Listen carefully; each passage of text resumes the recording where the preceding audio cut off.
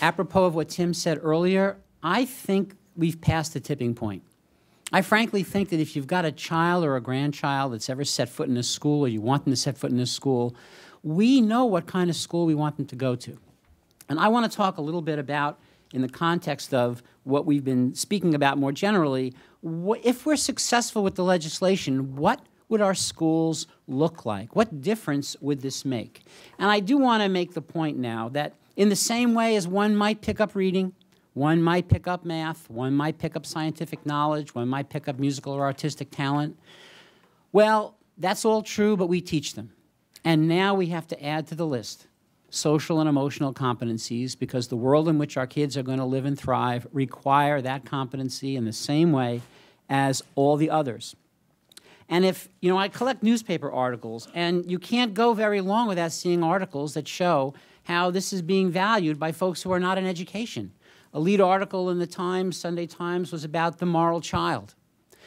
Most frequently sent article recently by Thomas Friedman was about the Google executives and what are they looking for. The banner headline in that article was, it's not about your GPA, it's what you can do. They no longer look at GPA as a criterion for hiring because there are other skills that are now more important. And the Common Core, which we're all concerned about, will not be able to succeed if we don't combine all of the different elements of thinking, feeling, doing, and I'll go into that a little bit more later on. But it's about the climate of the school, it's about the skills and the habits of mind. All of those are necessary for the success of the Common Core. What does it say about a child coming into a school? It says the first thing they want to be is recognized. They want to be greeted. And if you think about your own life, you know how important it is to be greeted and welcomed. And in a good school, we know that their day, getting into school, has been kind of crazy. They've been through a lot of stuff. They need a little bit of a transition. They don't want to jump right into learning before the kids are ready. So good schools try to have a little bit of an emotional transition. And a lot of Fortune 500 companies do the exact same thing. They don't expect the employees to hit the door, hit the desk, and get going. That's not what the most successful companies do. And when kids then come into the school, they want to do something where they matter, where they feel they matter, where they have a sense of purpose and pride in being here. Why am I here? Am I here to generate high test scores, or am I here to do something important? So I need to be doing some kind of a project. I need to be part of a group that's doing some meaningful work.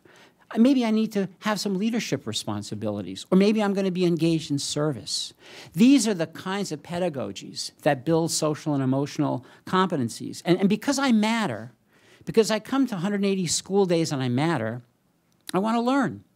And if I want to learn, then I want to be in a classroom where I'm going to want to contribute. And I want to be called on when I raise my hand. And I want to have a classroom that's going to teach me something, and it's going to ultimately, sorry about that, and because I know something, I want to be able to share it with people. So I want you to teach me social and emotional competencies. I want to learn how to work in groups with people. I want to learn how to control my emotions and not fly off the handle all the time. And I want to be able to know what you're feeling and thinking. It's important to me.